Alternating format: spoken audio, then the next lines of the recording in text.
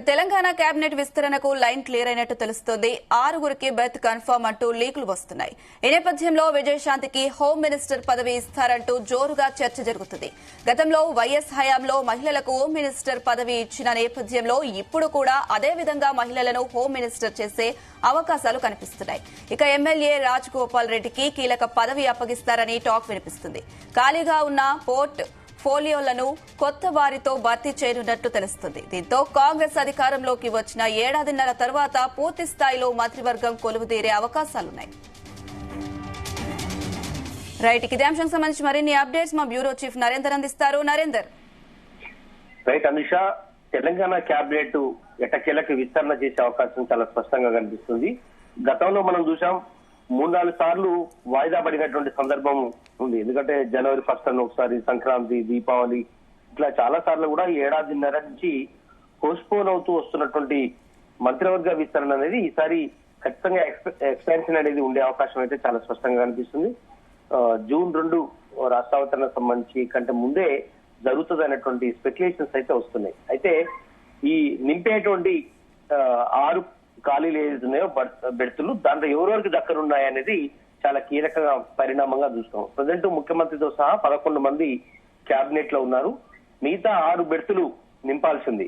దాంట్లో ఎవరెవరు తీసుకోవాలి, ఏ సామాజిక వర్గాన్ని ఎలా కూర్పు చేయాలి అన్నట్లు దాని మీద అధిష్టానం దగ్గర రేవంత్ రెడ్డి పిసిసి అధ్యక్షుడు, అదే సమయంలో మిగతా పార్టీలోని సీనియర్ లీడర్లు, బీసీ మంత్రులు, ఇట్లా కేసీ వేణుగోపాల్తో సహా వీళ్ళందరూ కూడా చాలా సుదీర్ఘమైనటువంటి చర్చ నిన్న మొన్న చేశారు. వాస్తవానికి నీతి ఆయోగ్ మీటింగ్ లో భాగంగా ముఖ్యమంత్రి రేవంత్ రెడ్డి వెళ్లి దాని తర్వాత అధిష్టానం అక్కడే ఉండమని చెప్పిన నేపథ్యంలో గడిచిన 3 రోజులుగా దీని మీదనే వడపోత పోస్తున్నట్టుగా కూడా తెలుస్తోంది. దీంట్లో ఒక ఇంట్రెస్టింగ్ విషయం ఏంటంటే ప్రజెంట్ 2 మహిళా మంత్రులు మనకు ఆల్రెడీ ఉన్నారు. సీతక్కతో పాటు కొండా సురేఖ ఉన్నారు. బట్ 3వ మహిళను కూడా తీసుకోవాలన్నటువంటి ఆలోచన చేస్తున్నట్టుగా కూడా మనకు సమాచారం ఉంది. దీంట్లో రీసెంట్ గా ఎమ్మెల్సీగా అవకాశం ఇచ్చినటువంటి సినీ స్టార్ ఎవరైతే ఉన్నారో విజయశాంతి పేరు ప్రధానంగా వినిపిస్తుంది. ఆమెకు ఖచ్చితంగా మంత్రి పదవి ఇవ్వడమే కాదు, ఒక కీలకమైనటువంటి పోర్ట్ఫోలియో ఇవ్వాలి అన్నటువంటి ఆలోచన చేస్తున్నట్టుగా తెలుస్తుంది. ఎందుకంటే ఆమె గడిచిన మనం 30-35 ఏళ్లుగా చూస్తున్నాం. ఆమె చాలా సినిమాల్లో కూడా పోలీస్ ఆఫీసర్ క్యారెక్టర్ చేసింది. హోంశాఖ మీద కానీ దీని మీద కాస్త కమాండ్ ఉన్నట్టుగా చేసింది. అదే సమయంలో ఆమె సినిమాల తరాలోనే ఆమెకు హోమ్ మినిస్టర్ పోస్ట్ ఇస్తే ఎట్లా ఉంటుంది అన్నటువంటి చర్చ అధిష్టానం చేస్తుంది. చాలా మంది కూడా ఒకవేళ ఇవ్వాల్సి వస్తే మాత్రం ఆమెకు హోమ్ మినిస్టర్ ఇవ్వడం సరైంది అనే ప్రచారం ఉంది. వాస్తవానికి రేవంత్ రెడ్డి దగ్గర హోం మంత్రితో పాటు క్రీడలు, అదేవిధంగా విద్యాశాఖ కూడా ఆయన దగ్గరే ఉంది. అదే సమయంలో గిరిజనులు, ట్రైబల్ గాని ఇట్లా చాలా పోర్ట్ఫోలియోలు కూడా ముఖ్యమంత్రి దగ్గరే ఉన్నాయి. మున్సిపల్ శాఖ మంత్రి, ఎంఏయుటి మినిస్టర్ కూడా. కనుక ఇప్పుడు ఈ ఖాళీలన్నీ కూడా ఒక్కొక్కరికి నింపే అవకాశం ఉంది. విజయశాంతితో పాటు ఉమ్మడి నల్లగొండ జిల్లాకు సంబంధించినటువంటి కీలక నేత రాజగోపాల్ రెడ్డి, మునుగోడు శాసనసభ్యుడు, ఆయన పేరు కూడా ప్రధానంగా ప్రస్తావిస్తున్నారు. ఆయనకు రేవంత్ రెడ్డి భరోసా ఇచ్చినట్టుగా తెలుస్తోంది. కనుక వాళ్ళ బ్రదర్ ఆల్రెడీ కోమటిరెడ్డి వెంకటరెడ్డి ఇప్పటికే మంత్రిగా ఉన్నారు కేబినెట్ లో. కనుక ఈ నల్గొండ నుంచి 3వది ఇవ్వడం ఒక ఎత్తు అయితే, ఒకే కుటుంబానికి అన్నదమ్ములకు ఇవ్వడం ఎంతవరకు కరెక్ట్ అన్న దాని మీద కూడా ఇతర సామాజిక వర్గాలు, ముఖ్యంగా బీసీలు కావచ్చు, ఎస్సీలు కావచ్చు, అడిగే అవకాశం ఉంది. ఇప్పుడే ఎస్సీలో ప్రధానంగా మాదిగ సామాజిక వర్గానికి ఇంతవరకు మంత్రి పదవి అనేది స్ట్రేట్ గా లేదు. దామోదర్ రాజనరసింహ మాదిగ సామాజిక వర్గంలో ఒక ఉపకులానికి సంబంధించినటువంటి వ్యక్తి అనేటువంటి విషయంలో మాదిగ నేతలు చెప్తున్నారు.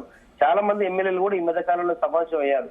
మాలో ఎవరికి ఇచ్చినా పర్వాలేదు మాదిగ ఎమ్మెల్యేల్లో, కానీ మాకు ఒక్కడు కూడా ఇవ్వకపోతే ఎట్లా అని కూడా ఎంపీగా వాళ్ళే తీసుకుంటున్నారు. ఎమ్మెల్యేలు వాళ్ళే ఎక్కువ మంది ఉన్నారు. కనుక కనీసం మంత్రి అయినా మాకు ఇవ్వండి ఎక్స్ట్రా అనేది వాళ్ళు చెప్తున్నమాట. మరి చూడాలి. ఇక మాదిగ విషయం పక్క పెడితే ఖచ్చితంగా మాదిగలకు ఒకటి ఇస్తారా, అదేవిధంగా ట్రైబల్ కి సంబంధించినటువంటి దాంట్లో కూడా ఒకరికి ఇచ్చే అవకాశం కనిపిస్తుంది. బీసీలో ఒకరికి లేదా ఇద్దరికి ఇచ్చే అవకాశం కనిపిస్తుంది. ఇక జిల్లాల విషయం మాత్రం చాలా ఇంపార్టెంట్ విషయం మనం చెప్పుకోవాలి. ఉమ్మడి ఇటు రంగారెడ్డి జిల్లాకు సంబంధించి కానీ హైదరాబాద్ లో కూడా ఎవరికి కూడా ప్రాతినిధ్యం లేదు. కనుక హైదరాబాద్, రంగారెడ్డి జిల్లా నుంచి ఖచ్చితంగా ఒకరికి, అది ఎమ్మెల్సీ నుంచి వచ్చిన వాళ్ళకి కానీ లేదంటే ఏదో రకంగా ఖచ్చితంగా ఇచ్చే అవకాశం ఉంది. ఇక్కడ నుంచి గెలిచింది కేవలం మల్రెడ్డి రంగారెడ్డి తప్ప ఎవరు కూడా గెలవలేదు స్ట్రేట్ గా. దాని తర్వాత మొన్న కంటోన్మెంట్ లో శ్రీ గణేష్ గెలిచారు, కానీ ఆయన చాలా జూనియర్. బట్ ఏదైతే కూడా ఖచ్చితంగా హైదరాబాద్ నుంచి ఎవరికి ఇచ్చే అవకాశం ఉంది, ఎమ్మెల్సీ కోటా నుంచి కానీ ఇంకోటి కానీ. అయితే నరేందర్, 6గురికి మంత్రి పదవులు కన్ఫర్మ్ అయినట్టుగా తెలుస్తుంది. ముఖ్యంగా ఇందులో ఎవరెవరి పేర్లు వినిపిస్తున్నాయి? ఇంతకుముందు మనం చెప్పిన విజయశాంతి పేరు ప్రధానంగా వినిపిస్తుంది. రాజగోపాల్ రెడ్డి పేరు కూడా ఇప్పుడు మళ్ళీ టాపిక్ సీరియస్ గా ఆయన పేరు పరిగణలోకి తీసుకుంటున్నారు. అదే సమయంలో గడ్డం వివేక్ పేరు కూడా పరిశీలిస్తున్నారు. కానీ ఆయన మాల సామాజిక వర్గానికి సంబంధించిన వ్యక్తి కాబట్టి ఇప్పుడు ఇవ్వాలా వద్దా, ఎందుకంటే ఆయనతో పాటు వాళ్ళ కొడుకు కూడా రీసెంట్ గా ఎంపీ అయ్యారు.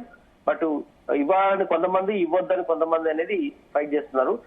సుదర్శన్ రెడ్డి పేరు కూడా ప్రధానంగా వినిపిస్తుంది నిజామాబాద్ సంబంధించి. అదేవిధంగా ఇటు మహబూబ్ నగర్ సంబంధించి అక్కడ ఆల్రెడీ జూపల్లి కృష్ణారావు ఉన్నారు, ముఖ్యమంత్రి రేవంత్ రెడ్డి కూడా ఉన్నారు. కానీ అక్కడ వాకిటి శ్రీహరి పేరు వినిపిస్తుంది. ఆయన ముదిరాజ్ సామాజిక వర్గానికి సంబంధించినటువంటి వ్యక్తి. బీసీలో ఎక్కువ జనాభా ఉంటుంది. ముదిరాజులకు కూడా ఒక హామీ ఇచ్చినట్టు తెలుస్తోంది. కనుక ఇట్లా పలువురు పేర్లు అయితే వినిపిస్తున్నాయి. ఒకటి వెలమ కేటగిరీలో కానీ, అదేవిధంగా మాదిగ కేటగిరీ, బీసీలో ఎవరికి ఇవ్వాలి అన్నటువంటి దాంట్లో, ఎందుకంటే వాకిటి శ్రీహరి పేరు ప్రధానంగా వినిపిస్తుంది. ఇట్లా ఖచ్చితంగా ఈ పోర్ట్ఫోలియోలో 6 ఖాళీలు ఉన్నాయి కాబట్టి 6ని ఒకేసారి నింపాలి. వాస్తవానికి 4 లేదా 5 నింపాలి, 1, 2 ఖాళీగా ఉంచాలి అన్నటువంటి ఆలోచన మొదట్లో అనుకున్నారు. కానీ ఇప్పటికే 1.5 year అయిపోయింది. ఇంకా అంటే 3 సంవత్సరాలు మాత్రమే అడ్మినిస్ట్రేషన్ పనులు ఉంటాయి. లాస్ట్ ఇయర్ అంతా ఎలక్షన్స్ సంబంధించిన హడావుడే ఉంటుంది కాబట్టి ఒకేసారి నింపాలన్నటువంటి ఆలోచన కూడా కేంద్ర జాతీయ నాయకత్వం చెప్తోంది. కనుక ఈసారి మంత్రివర్గ కూర్పుకు సంబంధించి ఫైనల్ లిస్ట్ తయారు చేసుకుని హైదరాబాద్ కు రేవంత్ రెడ్డి వచ్చే అవకాశం కనిపిస్తుంది. ఈ నెల 30 లోపే అయిపోతుంది అనేటువంటి స్పెక్యులేషన్స్ అయితే వస్తున్నాయి. చూడాలి, ఒకవేళ 30 లోపు అయితే 30, లేదంటే June 2 తర్వాతనైనా అయ్యే అవకాశం అయితే కనిపిస్తుంది అనిష. అయితే నరేందర్, మంత్రి పదవి కోసం ఆశావాహులు చాలా మందే ఉన్నారు కాంగ్రెస్ పార్టీలో. అలాగే మంత్రి పదవి 6గురికి మాత్రమే కన్ఫర్మ్ చేసింది. మరి మిగిలిన వారి తదుపరి కార్యాచరణ ఎలా ఉండబోతుంది? ఖచ్చితంగా ఇది కూడా చాలా ఇంపార్టెంట్ విషయం. ఎందుకంటే మంత్రి పోర్ట్ఫోలియో కేవలం 6 మాత్రమే ఉన్నాయి. కానీ పార్టీలో చాలా మంది మొదటి నుంచి, మొన్న అధికారం కోల్పోయిన తర్వాత 9.5 సంవత్సరాల పాటు పార్టీ కోసం చాలా కష్టపడ్డ వాళ్ళు ఉన్నారు, త్యాగాలు చేసిన వాళ్ళు ఉన్నారు, పైసలు పెట్టుకుని పార్టీని ముందుకు తీసుకెళ్లే వాళ్ళు ఉన్నారు. కనుక ఇలాంటి వాళ్ళందరికీ ఏదో రకమైనటువంటి న్యాయం చేయాలన్నటువంటి ఆలోచన అటు రాహుల్ గాంధీ గాని, ఇక్కడ రేవంత్ రెడ్డి కావచ్చు, ఇక్కడ అందరు కూడా సీరియస్ గా కసరత్తు చేస్తున్నారు. అందులో భాగంగానే కేబినెట్ లో ఇవ్వాల్సిన 6 పోస్టులు మినాయించి ఒకవేళ ఆల్టర్నేటివ్ ఇవ్వాల్సి వస్తే పిసిసి వర్కింగ్ ప్రెసిడెంట్ పోస్ట్ అనేది 4 కాదు 5కైనా ఇద్దాము అన్నటువంటి ఆలోచన చేస్తున్నారు. ప్రజెంట్ కేవలం మహేష్ కుమార్ గౌడ్ పిసిసి అధ్యక్షుడు ఉన్నారు. మిగతా వాళ్ళను వర్కింగ్ ప్రెసిడెంట్ గా చేస్తే ఖచ్చితంగా కొంత శాంతిస్తారు అన్నటువంటి ఆలోచన ఉంది. దాంట్లో కూడా ఎస్సీ, ఎస్టీ, బీసీ, ఓసీలకు ఒక్కొక్కరికి చొప్పున ఒక్కొక్క ఇవ్వాలి అన్నటువంటి ఆలోచన చేస్తున్నారు.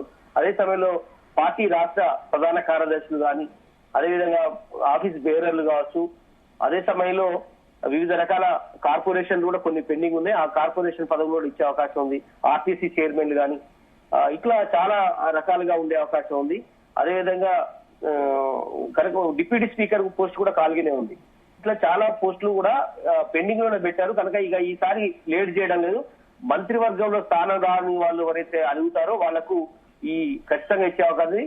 విప్ కూడా, చీఫ్ విప్ పోస్ట్ కూడా, ఇట్లా చాలా పోస్టులు కూడా ఉన్న నేపథ్యంలో అన్నింటినీ భర్తీ చేసే అవకాశం అయితే కనిపిస్తుంది. పార్టీ పదవులు కూడా ఏకకాలంలోనే 1 వారం తేడాతో అవి కూడా భర్తీ చేసే అవకాశం ఉంది. దాని ద్వారా ఖచ్చితంగా ఎక్కడ కూడా అసంతృప్తి లేకుండా ప్లాన్ చేయాలనేటువంటి ఆలోచన చేస్తున్నారు. మరీ ముఖ్యంగా అయితే కేబినెట్ విస్తరణలో జిల్లాలకు మాత్రం ఖచ్చితంగా ప్రయారిటీ ఇవ్వాలనుకుంటున్నారు. ఎక్కడెక్కడ ప్రాతినిధ్యం అయితే లేదో గ్రేటర్ హైదరాబాద్ నుంచి అయితే ఒకటి ఖచ్చితంగా వచ్చే అవకాశం ఉంది. నిజామాబాద్ నుంచి ఒకటి, ఆదిలాబాద్ నుంచి ఒకటి, మహబూబ్ నగర్ నుంచి ఒకటి, నల్గొండ నుంచి ఇస్తారా లేదా అనేది చూడాల్సిన అవసరం ఉంది. మహిళకు ఇవ్వాల్సి వస్తే విదేశానికి మాత్రమే ఇచ్చే అవకాశం ఉంది. మిగతా వాళ్ళంతా జూనియర్ గా ఉన్నారు. మరి చూడాల్సిన అవసరం ఉంది.